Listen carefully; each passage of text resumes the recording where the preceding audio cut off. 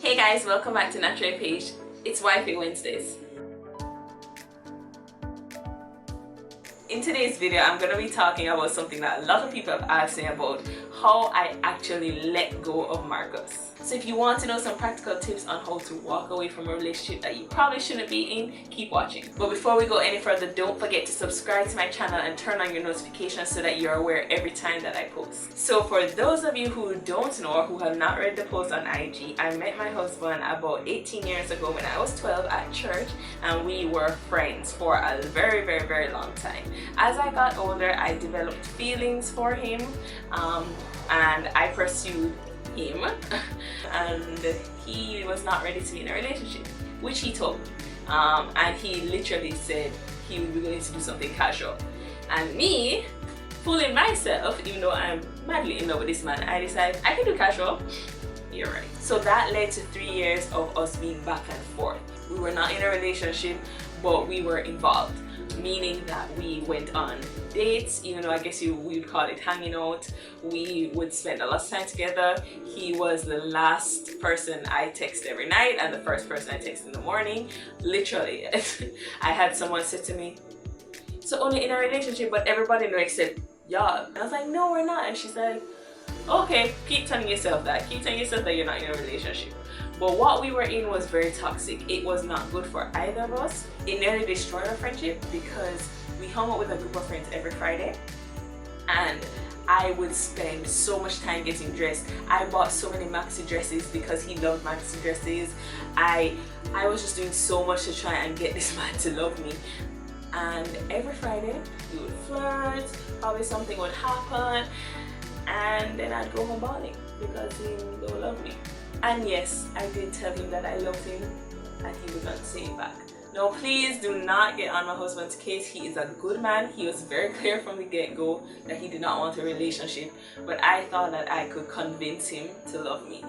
And I just want to say that we as women, we oftentimes put ourselves in positions like that where, you know, a guy is very clear about what he wants or about what he is interested in with you, and we somehow think that if we are good enough, if we're pretty enough, if we sex him good enough, if we kiss good enough, if we look good, if we are enough, then he will suddenly just realize it, and he will be like, "Oh my God, you are the one I've wanted to be with all along, and it was you, it's always been you."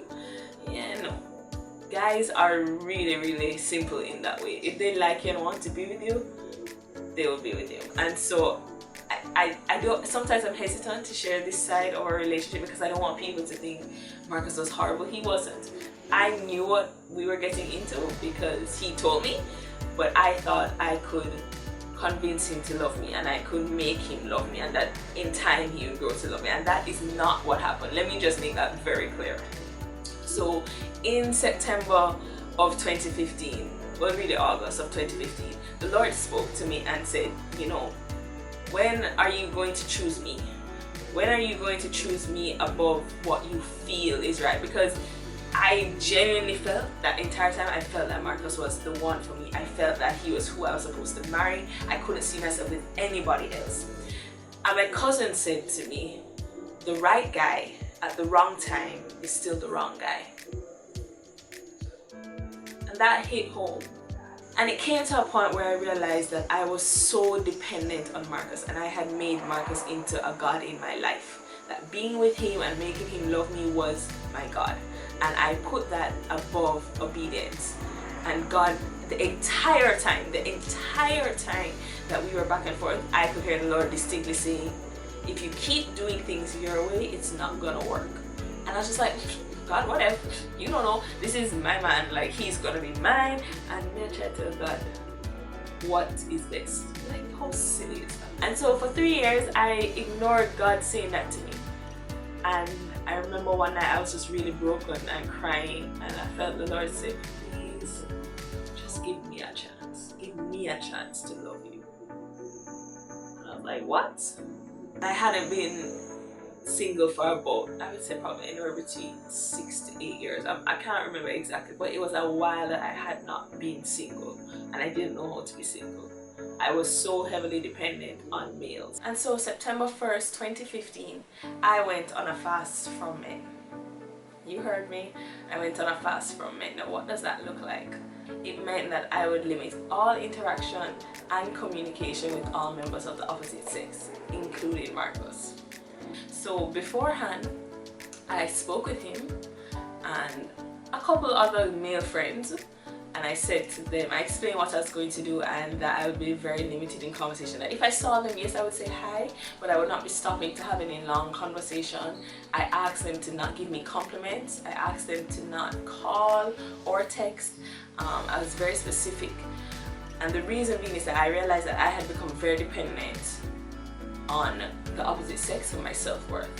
So if I got dressed up and went out, if a guy didn't look at me and told me I look nice, or if his eyes didn't, tell me that I look nice, I would go home feeling ugly. I said, you know what, God, I want my worth to be found in you. How do you limit communication with all members of the opposite sex? Oh, this is excluding family, of course. How am I gonna do this? How am I gonna do this? How am I gonna do this?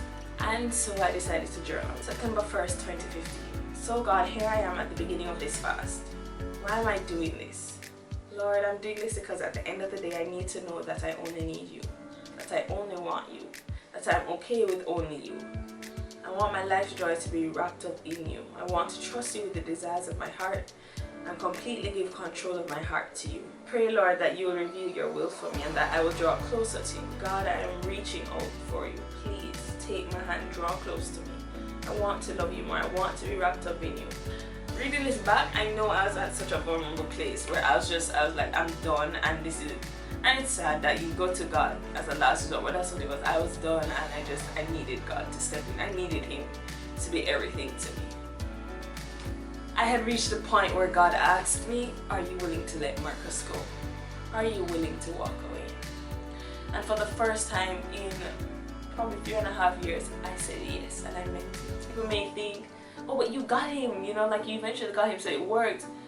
It wasn't about letting go in order for us to get back together. That's not what it was. I literally was about to be Marcus's friend only. So if you're in a situation where you really and truly you care for this guy, or you care about this guy, but you feel in your heart that this is not where the Lord wants you, or you know that this is not where the Lord wants you, how do you go about letting go? First thing I'd recommend is stop all communication. Don't fool yourself. You cannot talk to him as per normal. And then try and say, oh, we're just friends. It's not gonna work. Your heart is caught up in it. Even for a period of time, you have to stop all communication. The second thing I'd recommend to you is surround yourself with a group of friends who know the situation and who will hold you accountable and support you in this time. That was who I drew for in this time. That was when I got close to a couple girlfriends, and they literally just rallied around me. They kept me busy. They would call me and say, what you up to? Where are you? Literally, where are you? And that's important, to have somebody to say, you know what, I know that this is what you're trying to do. I'm going to hold you accountable. But be honest with your friends and make sure that you're choosing godly friends who support your decision and who are praying for you. The third thing I'd really recommend is that you get involved at church. Find something to do. You need to fill the time that you'd have spent talking to this person, the time you'd have spent hanging out with this person. Choose and do something new at church, or a new hobby. I really should recommend something at church just so that you can develop in your relationship with the Lord. But busy yourself. Make sure that you have stuff to do and you don't have moments of just these long periods of doing nothing. I guarantee you're going to be tempted to pick up the phone and message. And the most important thing that you can do is to listen for what God is telling you to do. Choose to use this time to really delve into him. Like, just spend time in his word, spend time in prayer, just spend time with him. Say like, you know, God, I just want you. All I want is you. I just want to know that you are enough, that if everything else fades away, every single thing fades away, that if I have you, then I'm good. And you see, when I did that, that was when he started to really move in my life. We can't do things our way and expect God to fit in around what we are doing. No, that's not how it works, right? We submit our will to him and allow him to move in us. So I encourage you, if you are in a relationship with someone who you don't think that this is where the Lord wants you to be, or you know, like you're just like, okay, this is not good for me. If it's a toxic relationship, or if it's just not the right person, I would say take some time, you know, like just let go of the person. make a decision, get some friends to hold you accountable, and then do it. And it's so funny, there's nothing in this world that we can find excuse to put before God like relationship. Oh, he'll come to church, or oh, but you know, I really feel it in my spirit that he's the one, you know, or, and somehow we make up all sorts of excuses as to why we're still in this. It doesn't make sense, guys. Just choose. I'm begging you, choose to follow Christ. Choose to say, you know what, God, this is hard. Right? I don't want you to think that I just said, oh, I went on a fast from men and it was easy. You're gonna have moments where you're lonely and you just want somebody to talk to. You're gonna have moments where you're cold and you wish that he was there to put his arms around you and to make you feel warm. You're gonna have moments where you want to have sex. There are gonna be those moments. Trust me, there are gonna be those moments. I am not here telling you that it's gonna work out and you're gonna end up with this person. That happens to be my story.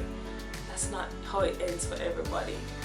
And the truth is, I believe that it's in the moments when we surrender to God that he then gives us. So that's it for today's Wifey Wednesdays. I really and truly hope that I was able to give you guys some practical tips on how to walk away from a relationship that you shouldn't be in. And I pray and hope that above all else, you really and truly seek the Lord's face on what he wants for you. Because at the end of the day, isn't that all we really want? We just want to please him. I really encourage you, choose God. Choose to be obedient to him and to trust that his plan for you is perfect, and that if he's telling you to let go of something, it means he only has better in store for you. Thanks so much for watching, guys, and for making it Naturally Paige. Don't forget to like, comment, subscribe, and turn on your notifications.